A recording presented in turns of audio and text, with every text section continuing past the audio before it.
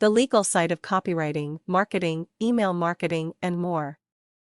When I began my first business, it was important to understand trademarked names, phrases, and logos. We had over 400 products we were drop shipping, and while most vendors and dealers gave total permission to use the graphics and images in our online and printed catalog, some required that we only use 2 to 3 images at the most.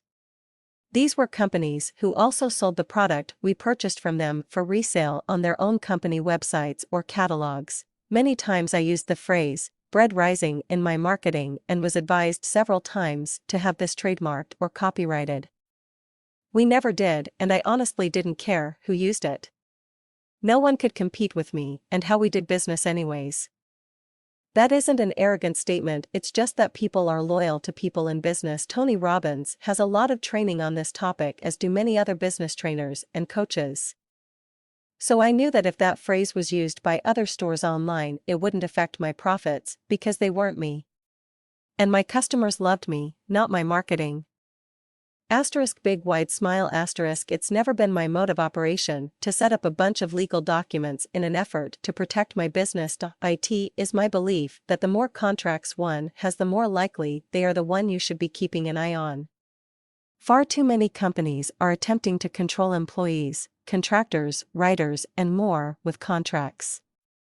Trust and respect work a lot better and go a long way. So, where do you draw the line between what you should protect, what you can't use that belongs to someone else, and the wide range of imaginary protection some companies use that just aren't even legal? When it comes to trademarked names, phrases, and images, it's a good idea to check the trademark database. Here's an example: a picture of a bull isn't copyrighted or trademarked, that would be foolish. But a picture of a bull with a line through him and the words, "No bull," are a trademarked image used by the legends in direct response marketing and copywriting. You can see them at diancandy.com. This little image is everywhere. On their books, their website, their banner ads. You can see for yourself. So don't go using an image like this and thinking you created it in your marketing. Major no, trademarks aren't hard to find, and sometimes you can even ask for permission to use something, and it's no big deal. You might stumble upon a JV deal or affiliate product you want to add to your marketing. When you do catalogs online or offline, ask for the images directly from your vendor. Even when you do JV deals, promote a book or a product from someone else, just ask for the images you can use. That's easy to do. People are happy to provide them and respect the integrity it takes to ask. The legalities of copywriting and writing ad copy is pretty significant. I surely don't want you to turn into a paranoid writer, but be mindful of these rules.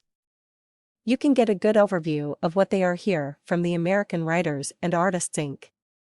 This book shares what you can and can't say in copy and how to be wise.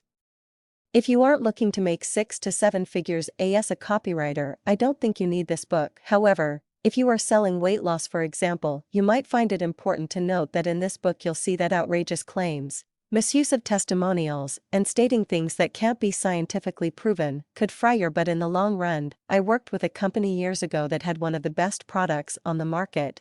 It flew off our shelves. Branding happened almost instantly because of the results people got. Then they made some foolish mistakes and didn't watch what people were saying.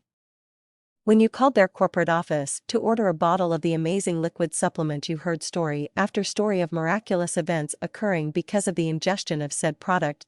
Don't get me wrong, I do believe many natural products can heal the body. I take several every single day.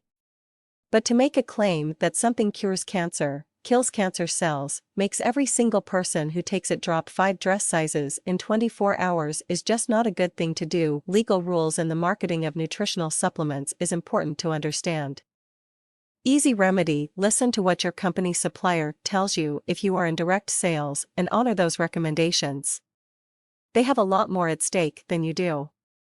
The company we worked with mentioned above went out of business with a $3 million lawsuit and an FTC fine.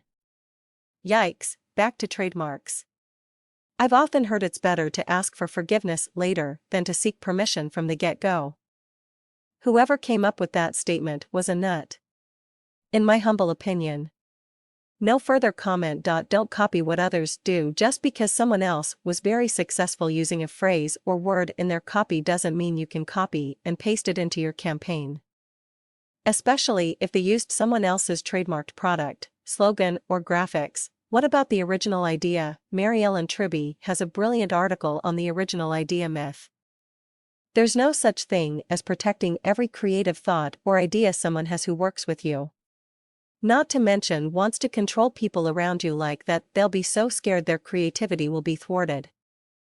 I highly recommend you read this article, Debunking the Original Idea Myth. In closing, here are a few tips. 1. Be careful you aren't using someone else's trademarked logo or graphic or phrase. But don't be paranoid about this topic. Point 2. Remember that original ideas might not always be the best thing to come up with. Most successful businesses are built on someone else's idea that had a unique selling proposition attached to it. Point 3.